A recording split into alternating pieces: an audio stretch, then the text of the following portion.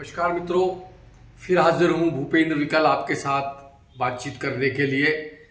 मैंने पहले दावा किया था कि यशोधरा राजे सिंधिया शिवपुरी से चुनाव लड़ेंगी, मगर मेरा अपना बात थी, मेरी अपनी चर्चा थी और मैं आपको बताना चाहता था कि पूरे कयासों के बावजूद भी वो चुनाव लड़ने की उनकी मंशा थी। लेकिन क्या हुआ कि उन्होंने कल स्पष्ट रूप से शिवपुरी में कहा कि मैं अब चुनाव नहीं लड़ूंगी। ग्वालियर में इसके पहले कहा कि मेरा कोई उत्तराधिकारी नहीं है। मैं पूर्व की बात आपसे करूं, सिंधिया राजघराने की बात करूं, सिंधिया राजघराने में श्रीमती विजय राजे सिंधिया, कैलाशवासी श्रीमती विजय राजे सिंधिया ने राजनीति में अपना अपना एक स्थान बनाया और आज जो भी कुछ भारतीय जनता पार्टी है जिसको पोषित करने की बात आई, बनाने की बात आई, तो श्रीमती विजय राजे सिंधिया ने उसको बनाया, ये सभी लोग जानते हैं। और इसके बाद हम बात करें वसुंधरा राजे सिंधिया की राजस्थान में, तो उन्होंने वो पूर्व मुख्यमंत्री रही और राजनीति में भारतीय जनता पार्टी को स्थापित करने के लिए उन्होंने बहुत योगदान दिया। विजय राजे सिंधिया की छोटी पुत्री श्रीमती यशोधरा राजे सिंधिया 1988 में उन्होंने भारतीय जनता पार्टी को ज्वाइन किया। उन्होंने राजनीति अपनी मां से सीखी और उसके बाद उन्होंने चुनाव लड़ा और भारी मतों से वो जीती। इसके उपरांत लगातार उन्होंने 4 चुनाव लड़े और 2 बार लोकसभा में भी वो रही, 2 बार रही। पता नहीं क्या हुआ कि उन्होंने अपने स्वास्थ्य की बात कही और उसके बाद स्वास्थ्य की बात कहते कहते वो कहती रही और कल एकदम उन्होंने वही बात कही कि मैं अब चुनाव नहीं लड़ूंगी। उनका चुनाव नहीं लड़ना उनके समर्थकों को बड़ा दुखदाई, बड़ा मन को मलाल करने वाला था कि उनके समर्थक इतने ज़्यादा हैं कि वो चाहते थे कि वो चुनाव लड़ें, मगर उनने जब एकदम मना किया कि वो चुनाव नहीं लड़ रही हैं तो सबके मन में एक बात आई कि पता नहीं क्या कारण है। मुझे लगता है और भी बहुत सारे कारण हो सकते हैं।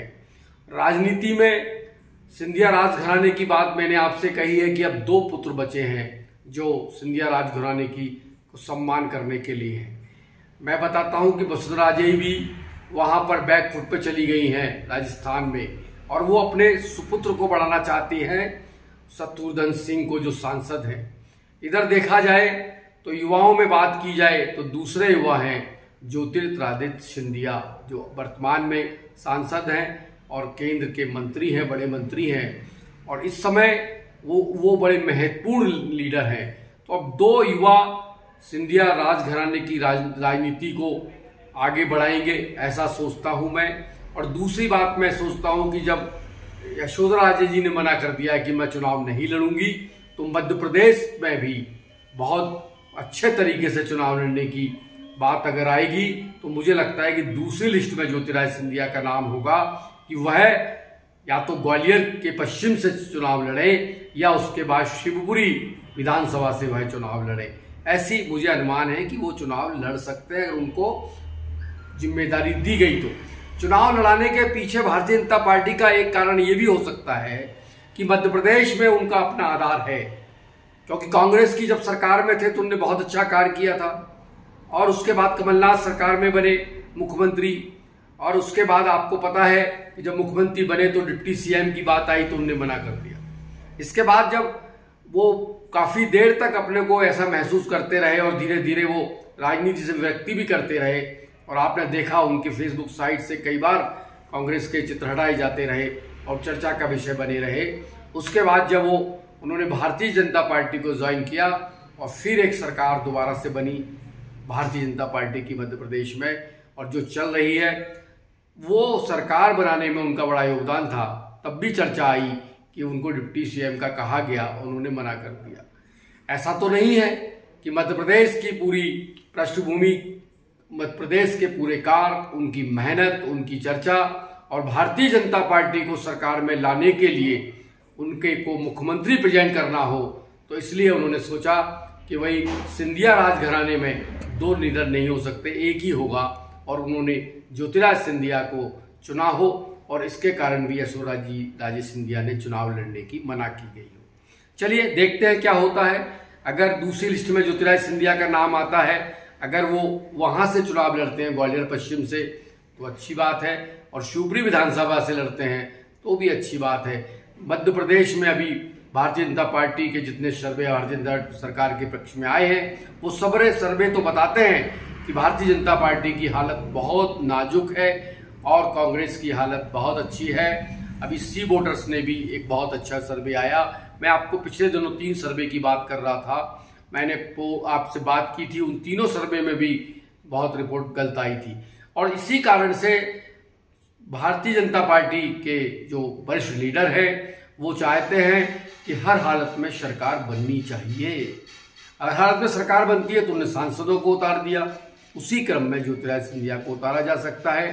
तो लगता है मुझे ये भी एक कारण हो सकता है। अगर एक बात और कह के मैं दूसरे चरण की बात करूंगा कि शिवपुरी से अगर चुनाव लड़ा जाता है, भारतीय जनता पार्टी के पास ऐसा कौन सा लीडर है सिंधिया जी के अलावा कि वो यहां से चुनाव जीत सकता है। तो 2-3 नाम लगातार आ रहे हैं, उसमें एक नाम मैं अपनी तरफ से आपको बताना चाहता हूं। वो नाम है, बहुत अच्छा नाम है, आप सब उससे परिचित हैं, ब्राह्मण समाज के संयोजक हैं और उनका प्रदेश के संयोजक के कारण उनका बहुत अच्छा नाम है और पुराने लीडर होने के कारण उनका स्थान है। एक उनने चुनाव अभी लड़ा है और वो चुनाव के बारे में मैं आपको बताऊंगा कि वो कैसे लड़ा। शिवपुरी में जब नगर पालिका के चुनाव हो रहे थे तो उन्होंने बहुत अच्छे तरीके से अपनी श्रीमती को चुनाव लड़ाया और श्रीमती सरोज व्यास, और आपको पता है, सब विदित है कि वो अध्यक्ष होती, अध्यक्ष बनती, मगर यशोधरा राजे सिंधिया जी ने खुद उनके घर पे जाके कहा कि भाई अब ठीक है, मैं इस बार अध्यक्ष इनको बनाना चाहती हूँ, और श्रीमती गायत्री शर्मा हमारी अध्यक्ष बनी।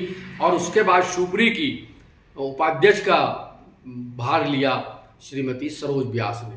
श्रीमती सरोज व्यास ने बहुत मुख्यमंत्री जी ने भी, शिवराज सिंह जी ने भी अनुरोध किया उनसे, और उसके बाद उनने अनुरोध किया उनसे BD शर्मा जी ने, प्रदेश अध्यक्ष ने, कि भाई आप चुनाव में उपाध्यक्ष रहिए, आपका पूरा योगदान रहेगा।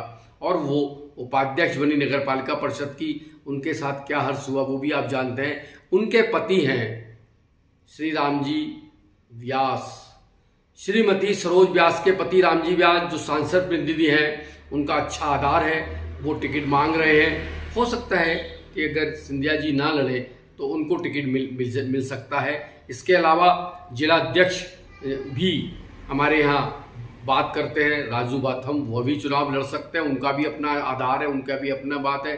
ब्राह्मण समाज के एक और लीडर हैं धैर्यवर्धन शर्मा, वह भी टिकट मांग रहे हैं। पूर्व विधायक देवेंद्र जैन, पूर्व विधायक माखनलाल जी राठौर, और भी भारतीय जनता पार्टी के सुरेंद्र शर्मा जी, ऐसे भारतीय जनता पार्टी के 15 कार्यकर्ता हैं जो टिकट मांग रहे हैं, और वो जीत सकते हैं या नहीं जीत सकते ये अपनी जगह है। मगर कुल मिला के बहुत दमदार प्रत्याशी अगर चुनाव लड़ता है तो निश्चित तौर पर शिवपुरी की सीट पुनः भारतीय जनता पार्टी के खाते में होगी। और चुनाव बड़ा महत्वपूर्ण है शिवपुरी का कि वह भारतीय जनता पार्टी की स्थायी सीट है, इसलिए उसके लिए एक अच्छा प्रत्याशी भी चयन करना बहुत जरूरी भारतीय जनता पार्टी को होगा। मैं बस इतनी सी बात कहूँगा। आपको अगर मेरी बात ठीक लगती है, मैं जैसा भी बोल रहा हूँ ठीक बोल रहा हूँ, ऐसा मुझे लगता है, लेकिन आपको क्या लगता है मुझे अवगत कराइए। अगर आपको अच्छा लगता है तो इसको शेयर कीजिए, मेरे चैनल को सब्सक्राइब कीजिए। बस इतना ही विकल वाणी में आज। नमस्कार।